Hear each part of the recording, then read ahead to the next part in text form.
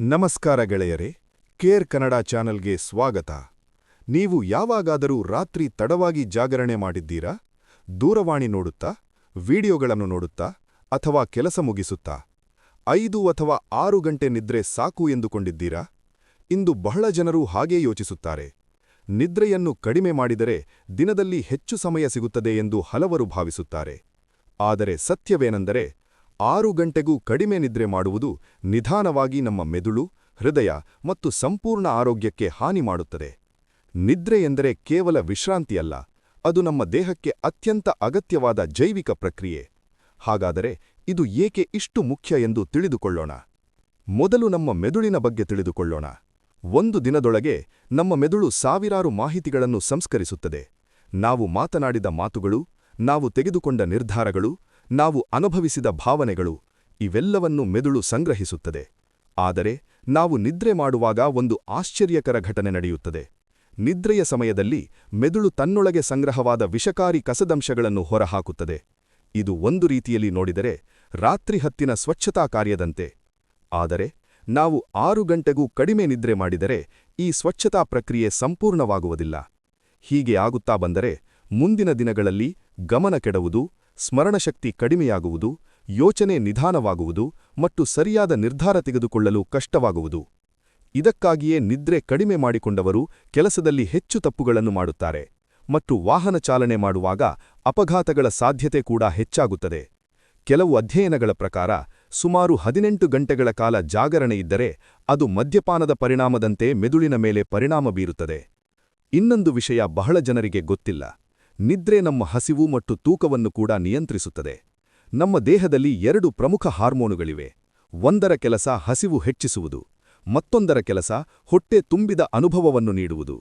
ನಿದ್ರೆ ಕಡಿಮೆಯಾದಾಗ ಹಸಿವು ಹೆಚ್ಚಿಸುವ ಹಾರ್ಮೋನು ಹೆಚ್ಚಾಗುತ್ತದೆ, ಹೊಟ್ಟೆ ತುಂಬಿದ ಅನುಭವ ನೀಡುವ ಹಾರ್ಮೋನು ಕಡಿಮೆಯಾಗುತ್ತದೆ.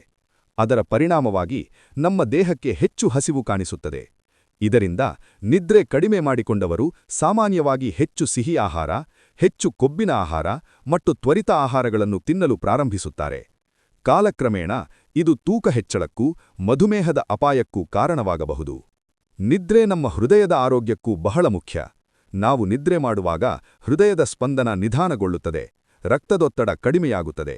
ಇದು ನಮ್ಮ ಹೃದಯಕ್ಕೆ ವಿಶ್ರಾಂತಿ ಪಡೆಯಲು ಸಹಾಯ ಮಾಡುತ್ತದೆ.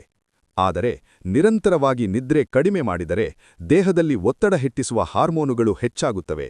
ಇದರಿಂದ ಕಾಲಕ್ರಮೇಣ ರಕ್ತದೊತ್ತಡ ಹೆಚ್ಚಾಗುವುದು, ಹೃದಯ ಸಂಬಂಧಿತ ಕಾಯಿಲೆಗಳು ಮತ್ತು ಪಾರ್ಶ್ವವಾಯು ಸಂಭವಿಸುವ ಸಾಧ್ಯತೆ ಹೆಚ್ಚಾಗುತ್ತದೆ. ನಿದ್ರೆ ನಮ್ಮ ರೋಗ ನಿರೋಧಕ ಶಕ್ತಿಗೂ ಅಗತ್ಯ.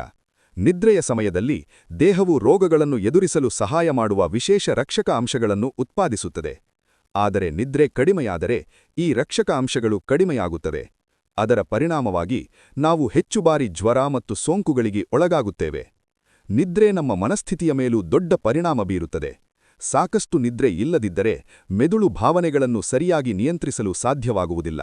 ಅದರ ಪರಿಣಾಮವಾಗಿ ಕೋಪ ಹೆಚ್ಚಾಗುವುದು, ಒತ್ತಡ ಹೆಚ್ಚಾಗುವುದು, ಆತಂಕ ಮತ್ತು ಮನನೊಂದುಕೊಳ್ಳುವ ಸ್ಥಿತಿ ಉಂಟಾಗಬಹುದು. ಚಿಕ್ಕ ಸಮಸ್ಯೆಗಳು ದೊಡ್ಡದಾಗಿ ಕಾಣಲು ಪ್ರಾರಂಭಿಸುತ್ತವೆ. ಕೊನೆಯಲ್ಲಿ ಒಂದು ಪ್ರಮುಖ ಸಂಗತಿ: ದೀರ್ಘಕಾಲದವರೆಗೆ ನಿದ್ರೆ ಕಡಿಮೆ ಮಾಡಿಕೊಂಡರೆ ದೇಹದಲ್ಲಿ ಹಲವಾರು ಗಂಭೀರ ಕಾಯಿಲೆಗಳ ಅಪಾಯ ಹೆಚ್ಚಾಗುತ್ತದೆ. ಹೃದಯ ಕಾಯಿಲೆ, ಮಧುಮೇಹ, ತೂಕ ಹೆಚ್ಚಳ ಮತ್ತು ಮೆದುಳಿನ ಕಾರ್ಯಕ್ಷಮತೆ ಕುಸಿತ.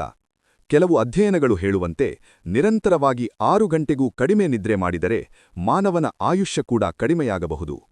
ಹೀಗಾಗಿ ಮುಂದಿನ ಬಾರಿ ನೀವು ಇನ್ನೂ ಸ್ವಲ್ಪ ಕೆಲಸ ಮಾಡೋಣ, ನಿದ್ರೆ ಕಡಿಮೆ ಮಾಡಿದರೆ ಏನಾಗುತ್ತದೆ ಎಂದು ನೀವು ಯೋಚಿಸಿದರೆ ಒಂದು ವಿಷಯ ನೆನಪಿಡಿ: ನಿದ್ರೆ ವ್ಯರ್ಥ ಸಮಯವಲ್ಲ.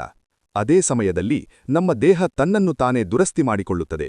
ನಮ್ಮ ಮೆದುಳು ಪುನಃ ಶಕ್ತಿಯುತವಾಗುತ್ತದೆ, ನಮ್ಮ ರೋಗ ನಿರೋಧಕ ಶಕ್ತಿ ಬಲವಾಗುತ್ತದೆ. ಆದ್ದರಿಂದ ಆರೋಗ್ಯಕರ ಜೀವನಕ್ಕಾಗಿ ನಾವು ಮಾಡಬಹುದಾದ ಸರಳ ಅಭ್ಯಾಸವೆಂದರೆ ಸಾಕಷ್ಟು ನಿದ್ರೆ ಪಡೆಯುವುದು.